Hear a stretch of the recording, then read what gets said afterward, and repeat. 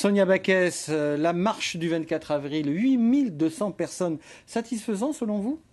Oui, je crois qu'il faut remercier les milliers de Calédoniens qui se sont déplacés pour venir à cette manifestation patriotique. Il faut les remercier parce qu'il y a des chefs d'entreprise qui ont libéré leurs salariés. C'était un vendredi midi. C'était compliqué. Il y a des gens qui sont descendus de brousse. Et il faut les remercier parce qu'on voit qu'ils ont été entendus puisque Claude Barthelone, le président de l'Assemblée nationale, a dit qu'il avait été surpris de cette réaction et donc il a proposé des solutions. Mais pour une si grande cause, cela ressemble plutôt à un frémissement. Vous savez, encore une fois, plusieurs milliers de personnes, un vendredi midi, des chefs d'entreprise qui ont libéré leurs salariés. Je crois que vraiment, c'est un bon signal qui a été envoyé. Les messages étaient clairs, les messages de volonté de maintien de la Nouvelle-Calédonie dans la France étaient clairs et ont été entendus. Il y a eu des frictions entre vous, Calédonie Ensemble et le Front National lors de cette manifestation ? Des frictions, non, mais vous savez, on a souhaité que cette manifestation soit apolitique. On a souhaité qu'il n'y ait pas de signe ostentatoire de parti politique.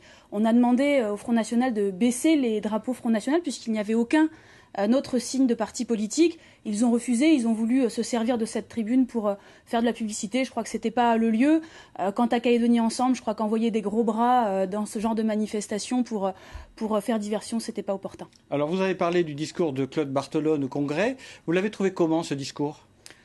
Écoutez, j'ai trouvé une volonté de rassurer. Ensuite, moi, je ne suis pas rassurée parce que, vous savez, le gouvernement socialiste, quoi qu'il en dise, depuis 3 ans, nous mène en bateau. Il nous mène en bateau puisque, en 2013, on a Jean-Marc Ayrault, alors Premier ministre, qui nous a rassurés en nous disant que les personnes arrivées avant 98 pourraient voter aux élections provinciales. On a l'année d'après Manuel Valls, le nouveau Premier ministre, qui nous dit que non, finalement, les personnes arrivées avant 98 et qui ne sont pas inscrites sur la liste générale de 98 ne pourront pas voter.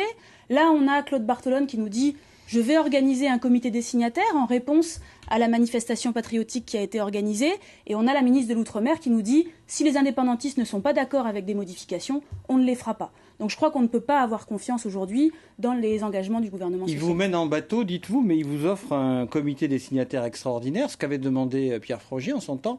C'est quand même une ouverture. Oui, c'est une belle ouverture. Je crois qu'il faut rester vigilant.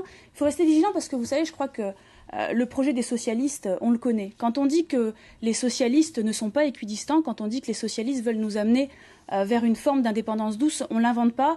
Et je me permets de vous raconter une anecdote personnelle. J'ai eu l'occasion de rencontrer Alain Chrisnart avant qu'il soit nommé dans cette mission en Nouvelle-Calédonie. Et j'ai eu l'occasion, pendant près de 2 heures, de discuter avec lui de la manière dont il voyait le futur statut de la Nouvelle-Calédonie. Et ce statut, c'est quoi ? C'est rien d'autre qu'un État associé. Il a construit bien évidemment le partage des compétences régaliennes, mais il a même construit le drapeau, que serait le drapeau de futur État, et ce serait le drapeau du FLNKS avec un petit bleu, blanc, rouge en haut à gauche. Je crois que les choses sont claires. Donc, lors de ce comité des signataires extraordinaires, vous allez parler du corps électoral de référendum de sortie. Des amendements sont prévus. Claude Barthelone nous l'a dit. Enfin, prévus, seront envisagés, vont être discutés certainement. La question des radiations pour les provinciales, est-ce que vous allez en parler aussi ? Parce que là, on est dans l'article 188 de la loi organique. Les radiations, c'est très important. Oui, nous avons fait la demande. Ce qui a été proposé par le président de l'Assemblée nationale, c'est un comité des signataires exclusivement sur la question des natifs. Cette question des natifs, elle est absolument essentielle. C'est tout l'équilibre de l'accord de Nouméa. Vous savez, moi, je suis un bébé de l'accord de Nouméa. On m'a élevé en me disant que les personnes, les Kanaks et les autres populations en Nouvelle-Calédonie devaient être traitées de manière équilibrée. Et ce qu'a fait l'État, c'est déséquilibrer l'accord de Nouméa. Si on fait 7000 radiations, qu'est-ce qui se passe politiquement ? Voilà, mais donc pour l'instant, ça n'est que sur les natifs. Nous avons demandé, l'UCF, l'Union pour la Calédonie de la France, a demandé que ce comité des signataires soit aussi réuni pour parler de ces fameuses radiations. Pourquoi ? Parce qu'aujourd'hui, si on ne modifie pas l'article 188 de la loi organique, eh bien, il y aura, dès 2016, 3500 radiations, et en 2017, leurs enfants, les enfants de ces personnes-là, qui seront radiés. Donc sans doute près de 6000 ou 7000 radiations. Et la conséquence, elle est immédiate, puisque en gros, un siège au Congrès, c'est 1500 voix. C'est un basculement du Congrès et du gouvernement à majorité indépendantiste. C'est pas rien. On aurait un président du gouvernement, un président du Congrès, indépendantiste en Nouvelle-Calédonie, alors que la majorité veut rester dans la France. Des observateurs pointent du doigt l'impression de traficotage du corps électoral et de la loi électorale pour réduire cet écart finalement entre les non-indépendantistes et les indépendantistes. Qu'est-ce que vous en pensez ? Oui, c'est exactement ça. Moi, j'ai parlé de trucage. Sur la question des radiations, on fait plus que réduire l'écart, puisqu'on fait si l'irradiation se fait, basculer la majorité du Congrès et du gouvernement du côté indépendantiste. Sur le corps électoral du référendum, si on n'inscrit pas automatiquement les natifs et qu'on inscrit automatiquement les personnes de statut civil coutumier, on aura plusieurs milliers de personnes qui n'auront pas fait les démarches d'inscription et qui donc ne pourront pas voter au référendum. Ça veut dire qu'il y a des hommes de l'ombre, des éminences grises qui conseillent mal le politique ? Je suis convaincue qu'il n'y a pas d'équidistance de la part des socialistes. Il n'y a pas d'équidistance pour des raisons, peut-être qu'ils ont peur de revoir C'est pas ce que nous a dit Claude Barthelone sur notre plateau. Vous savez, il n'y a pas d'amour, il n'y a que des preuves d'amour. Je crois que ce qu'a dit Claude Barthelone n'a pas été démontré dans les faits. Pour l'instant, ce que nous ont montré les socialistes depuis 3 ans, c'est que petit à petit, ils avancent dans un projet qui n'est pas le nôtre, qui n'est pas celui de la majorité des Calédoniens. Alors venons-en au gouvernement calédonien du 1er avril, le discours de Philippe Germain au Congrès. Qu'est-ce que vous en pensez avec un petit peu de recul, quelques dizaines de jours ? J'en pense que, on le savait, Philippe Gomes est prêt à tout pour avoir plus de pouvoir. Très sincèrement, je ne pensais pas qu'il irait aussi loin. Ce deal qui a été fait avec les indépendantistes, qui a été fait en Corée, les contreparties, c'est ça ? Les contreparties, on va en parler. Ce deal est extrêmement dangereux à 3 ans de la sortie de l'accord de Nouméa. Il fait un deal avec les indépendantistes et en parallèle, dans un communiqué du 22 avril, il dit qu'il est en rupture avec les autres partis de la famille loyaliste. C'est extrêmement grave à 3 ans de la sortie de l'accord de Nouméa et les contreparties qui arrivent petit à petit sont elles aussi extrêmement graves parce que finalement, ce dont on se rend compte, c'est que bien Philippe Gomes, il est prêt à avoir de moins en moins de France pour avoir de plus en plus de pouvoir. Contrepartie, c'est le nickel et l'obligation de demander aux mineurs calédoniens de fournir la Corée ? Plusieurs choses. D'abord, la première contrepartie qu'on va voir arriver, c'est le redressement, l'annulation de la dette fiscale de la SMSP. C'est-à-dire plusieurs milliards ? 2,8 milliards. Philippe Germain l'a dit dans le journal, qu'il allait signer dans les jours qui venaient, l'annulation de 2,8 milliards. Mais c'est très illisible cette question. On pense que maintenant c'est Cynthia Lijard qui avait voulu ça. Alors on ne sait plus que croire sur cette affaire. Non, écoutez, c'est un mensonge. J'ai assisté à toutes les réunions sur le sujet. Philippe Germain et Philippe Gomes, depuis le départ, souhaitent l'annulation de la dette fiscale de la SMSP. Ils ont tout fait dans ce sens. Demain, c'est Philippe Germain qui va défendre et qui va signer l'annulation de cette dette fiscale. Comment on peut expliquer aux 55 000 entreprises calédoniennes que, et l'argument de Philippe Germain, c'est de dire que la SMSP, c'est une entreprise pays, que la SMSP va bénéficier de 2,8 milliards de cadeaux fiscaux alors qu'elles sont bien censées payer leurs impôts. Donc ça, c'est la première contrepartie qui, pour moi, est quand même extrêmement lourde. Ensuite, on aura sur le nickel toujours la prise de majorité à la SLN avec petit à petit une obligation d'exporter vers la Corée. Et puis on a les transferts de compétences de l'article 27 pour lequel il y a un engagement dans la déclaration de politique générale de Philippe Germain, un engagement à le présenter au Congrès avant mi-2016. Mais vous avez une boule de cristal alors, Sonia Backès, parce que le gouvernement va peut-être pas laisser faire tout ça. Le gouvernement de la Nouvelle-Calédonie ? Non, mais peut-être que l'État aussi va avoir son mot à dire sur la participation à la hauteur de la SLN. Ah oui, sur la SLN, les choses ne sont pas faites. Ils vont tout faire pour aller dans ce sens-là. Sur le transfert de l'article 27, par contre, c'est bien le Congrès qui décide. Et aujourd'hui, on a une majorité constituée du PALICA, de l'Union calédonienne et de Calédonie Ensemble qui veut le transfert de l'article 27. Qu'en est-il de la collégialité au gouvernement auquel vous siégez ? Vous savez, la collégialité, Philippe Germain dirige le gouvernement avec les indépendantistes. Il a dit qu'il était en rupture avec les autres partis loyalistes et c'est ce qui se passe dans les faits au gouvernement. Politiquement, aujourd'hui, est-ce que la déchirure entre vous, l'UCF et l'UMP, c'est du passé ? Alors, d'abord, nous, on a toujours été dans l'UMP. Le MPC, le Mouvement Populaire Calédonien, qui est présidé par Gaël Llano. Vous avez fait sécession de l'UMP. A toujours été dans l'UMP, au niveau national. Oui, par contre, évidemment, il y a eu... Le rassemblement UMP, 2013, on se souvient qu'il y avait les yanistes. Oui.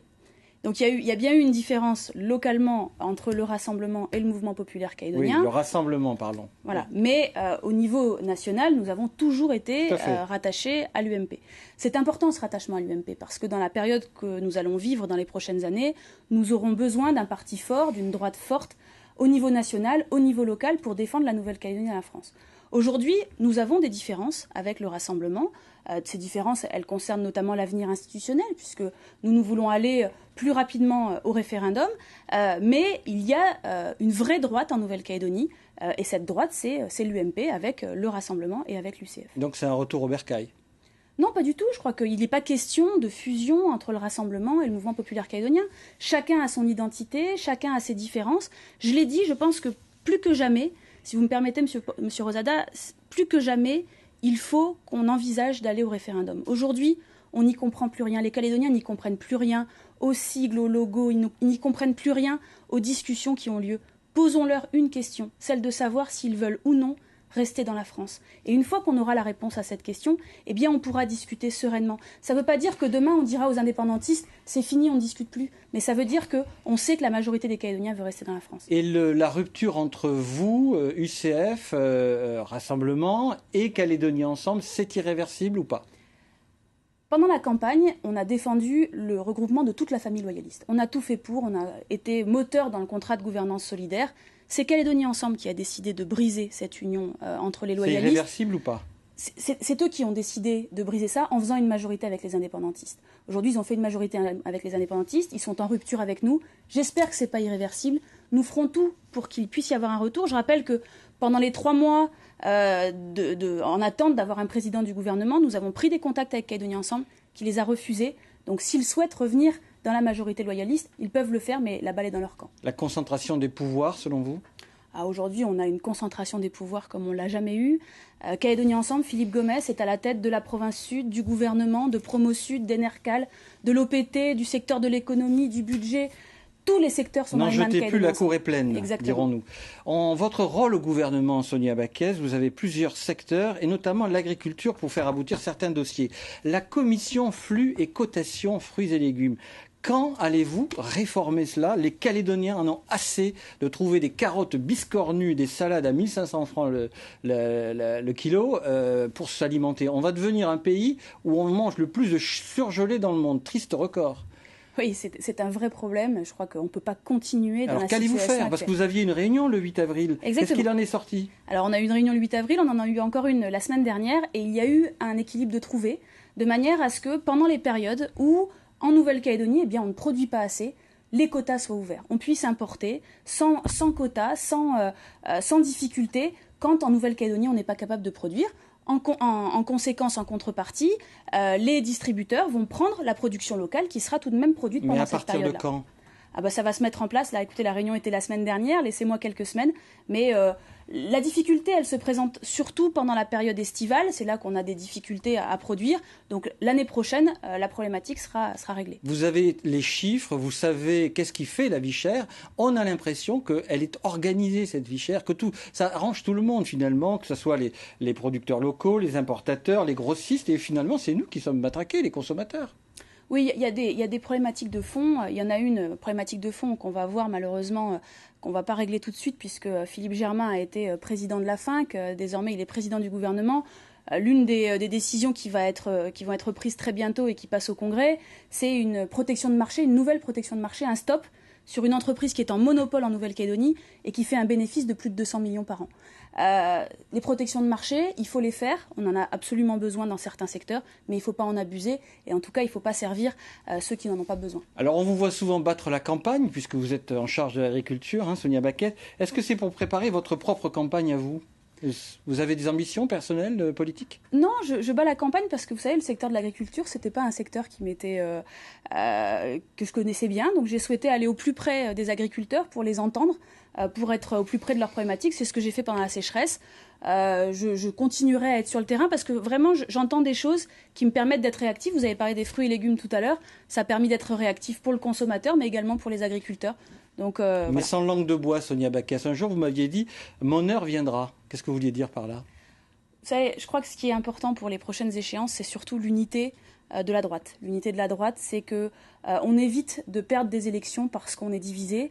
Et je pense que la priorité, en tout cas la mienne, c'est que la famille de droite soit réunie. C'est bien vrai tout ça ? Oui, c'est bien vrai. Je vous sens dissimulatrice sur cette réponse, non ? Non, mais votre question, c'est de savoir si je serai candidate à un moment donné. Voilà. Si, je crois que ce qu'il faut, c'est que la personne la mieux placée à droite soit candidate dans les prochaines échéances. Si je suis la mieux placée, je serai disponible pour le faire. Si c'est pas moi, je soutiendrai la personne qui. Une chose est sûre, c'est que les partis politiques en Calédonie sont pas très féminins, hein, c'est le moins qu'on puisse dire. Parfois sexistes et parfois machistes aussi. C'est un regret pour vous ?